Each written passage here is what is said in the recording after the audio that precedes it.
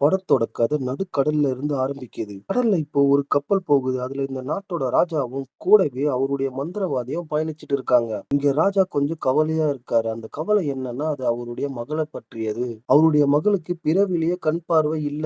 இப்போ ராஜா கூட வர மந்திரவாதி கிட்ட ஒரு மாயாஜால புத்தகம் இருக்கு. இதன் மூலமா இளவரசிக்கு கண் பார்வை திரும்ப வரும் அப்படின்னு அந்த மந்திரவாதி மேல முழு நம்பிக்கையும் ராஜா வச்சிருக்காரு. இந்த பக்கம் ராஜாவோட மகள் எல்லிய காட்டுறாங்க. அவர் கூடவே தளபதி மார்ட்டினும் இளவரசிக்கு வாள் பயிற்சி கொடுத்துட்டு இருக்காரு. கட் பண்ணா இந்த பக்கம் கதையோட முக்கியமான கதாபாத்திரத்தை காட்டுறாங்க. அவருடைய பெயர் வந்து மைக்கேல். இவரை எல்லாருமே பொய்ப்புலிவி பொய்ப்புலிவின்னு கூடுவாங்க. ஏன்னா இவர்கிட்ட ஒரு பூ இருக்கு. அந்த பூ இருந்தா அவங்க பொய் மட்டும் தான் பேசுவாங்க. அதனால இவர் வாய் திறந்தாலே இவர் வாயில இருந்து பொய் மட்டுமே வெளியே வரும். இப்ப இந்த பொய்ப்புலிவி அவருடைய மாமா வீட்டுக்கு வராரு. எதுக்காகனா பொது தொழில் செய்யணும். அதுக்கு கொஞ்சம் பணம் வேணும் அப்படின்றதுக்காக. இப்போ மாமா இவன் பணத்துக்காக தான் வந்திருக்கான் அப்படின்றத தெரிஞ்சுக்கிட்டு ரொம்ப திட்டுறாரு. எதுக்காக திட்டுறாருன்னா, போன மாசம் தான் கிணறு வெட்ட போறேன் அப்படின்னு காச வாங்கிட்டு போனான். இப்ப திரும்பவும் வந்து வேற ஒரு தொழில் செய்யணும், காசு கொடு அப்படின்னு கேட்கறதுனால ரொம்பவும் கோவமா திட்டிட்டு இருக்காரு. மேலும் இவனுடைய அண்ணன் ராஜாவோட அரண்மனையில சிப்பாயா வேலை செஞ்சுட்டு இருக்கான். நீயும் போய் அந்த வேலையை செய்ய வேண்டியது தானடா அப்படின்ட்டு ரொம்ப கத்துறாரு. இந்த பக்கம் ராணி வாள் பயிற்சி செஞ்சுக்கிட்டு இருக்க இளவரசி கிட்ட வராங்க. வந்தவங்க புறா கிட்ட இருந்து ஒரு செய்தி வந்திருக்கு. அது என்னன்னா, இன்னைக்கு நைட்டு நம்ம எல்லாருமே சேர்ந்து உங்க அப்பாவை பார்க்க போறோம். ஆமா, உங்க அப்பா கடல்ல இருந்து திரும்பவும் அரண்மனைக்கு வராரு அப்படின்னு சொன்ன உடனே இளவரசி எல்லி முகத்துல ரொம்ப சந்தோஷம் தெரியுது. ஆனா இந்த இடத்துல 2 பேரை காட்டுறாங்க. இவங்க 2 பேருமே ரொம்ப மோசமானவங்க. அதாவது எப்படின்னா, நம்ம தளபதி மார்ட்டினுடைய வளர்ச்சியை கண்டு ரொம்ப பொறாமைப்படக்கூடியவங்க. தளபதி இவங்க கிட்ட அரசர் இன்னைக்கு வராரு. அதனால எல்லாத்தையும் ஏற்பாடு பண்ணுங்க அப்படின்னு சொல்லிட்டு தளபதி இந்த இடத்த விட்டு போன உடனே இந்த 2 பேருமே இவன் நம்மள ரொம்ப வேலை வாங்குறான்டான்னு கையில இருக்கிற கட்டைய கீழ போட்டுட்டு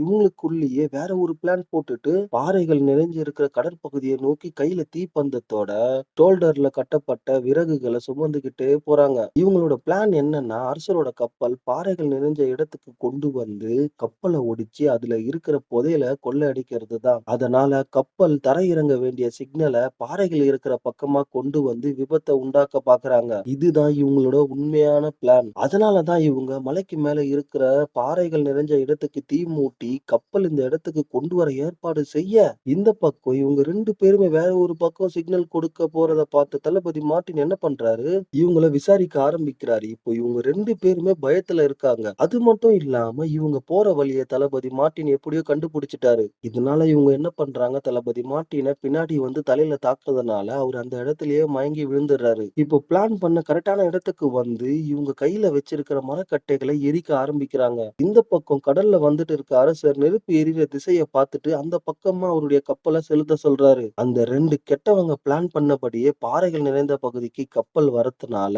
கப்பல் ரொம்ப மோசமா சேதம் அடையுது. இந்த விபத்துல ராஜா அந்த இடத்திலேயே இறந்து போயிடுறாரு. இப்ப இவங்க 2 பேருமே உடைஞ்சு போன அந்த கப்பல்ல ஏதாவது கிடைக்குமான்னு தேட ஆரம்பிக்கிறாங்க. ஆனா அவங்களுக்கு எதுவுமே கிடைக்கல. இந்த நேரத்துல தான் அந்த மந்திரவாதி மாயாஜால புத்தகத்தோட மயங்கி கிடக்கிறத இவங்க 2 பேருமே பார்க்க, மந்திரவாதி மயக்கத்துல இருந்து எழுந்து இவங்க கிட்ட பேச ஆரம்பிக்கிறாரு. இப்போ அந்த மந்திரவாதி என்ன சொல்றான்னா, இது மாயாஜாலம் நிறைந்த மந்திர புக்கு. இதை எப்படியாவது ராணி கிட்ட கொடுக்கணும்னு இந்த 2 பேர்கிட்டயும் சொல்றாரு. ஏன்னா இவருக்கு தெரியாது இவங்க 2 பேருமே ரொம்ப மோசமானவங்கன்னு.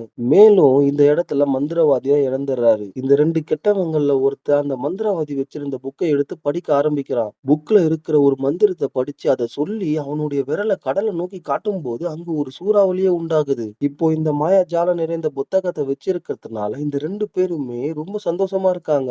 ஏன்னா இந்த புக்கால இந்த உலகத்தையே ஆளலாம் என்ற எண்ணம் இவங்களுக்கு வந்துருச்சு. இந்த நேரத்துல தான் மகாராணி இந்த இடத்துக்கு வந்து என்ன நடந்தது அப்படின்னு பாக்குறாங்க. மன்னர் இறந்துட்டாரு. அதுக்கப்புறம் மந்திரவாதியை தேட ஆரம்பிக்கிறாங்க.